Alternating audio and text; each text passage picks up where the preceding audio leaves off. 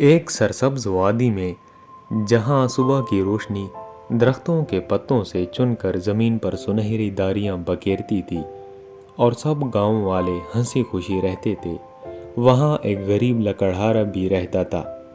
اس کا کل اثاثہ ایک پرانی کلہاڑی، ایک مٹی کا جھونپڑا اور محنت کرنے والا دل تھا۔ وہ روز صبح سویرے اپنی محنت کرنے جنگل جاتا، وہاں سے سوکھی لکڑیاں کاٹتا اور گاؤں کے بازار میں بیچ کر 2 وقت کی روٹی کماتا۔ ایک دن جب وہ جنگل کے ایک سنسان حصے میں لکڑیاں کاٹ رہا تھا، اچانک ایک درد بھری چیخ سنائی دی۔ وہ فوراً آواز کی سمت گیا اور اس نے دیکھا کہ ایک زخمی باز زمین پر تڑپ رہا تھا اور اڑنے کے قابل نہیں تھا۔ لکڑہارے نے فوراً باز کی مرہم پٹی کی، پھر اسے نرمی سے اٹھایا اور اپنے جھونپڑے میں لے آیا۔ کئی دنوں تک اس نے باز کی مرہم پٹی کی، اسے دانا پانی دیا اور اس کے زخموں پر دوا لگاتا رہا۔ باز آہستہ آہستہ صحت یاب ہونے لگا اور لکڑہارے سے مانوس ہو گیا۔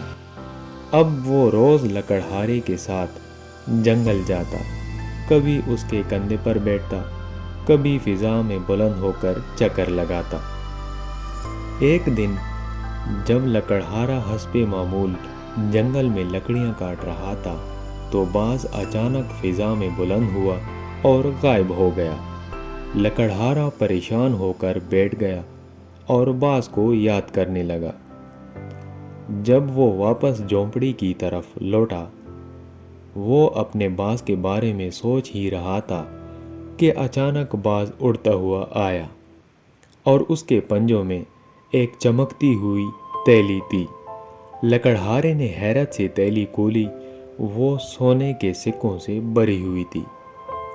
لکڑہارے نے آسمان کی طرف دیکھا، شکر ادا کیا اور کہا کہ یا اللہ، میں نے تو صرف ایک زخمی پرندے کی مدد کی تھی، تو نے مجھے عزت اور سکون دے دیا۔ اس دن کے بعد لکڑہارے نے گاؤں میں ایک چھوٹا سا اسکول کھولا جہاں بچوں کو مفت تعلیم دی جاتی تھی۔ باز اب بھی اس کے ساتھ رہتا اور گاؤں کے بچے اسے رحمت کا پرندہ کہنے لگے۔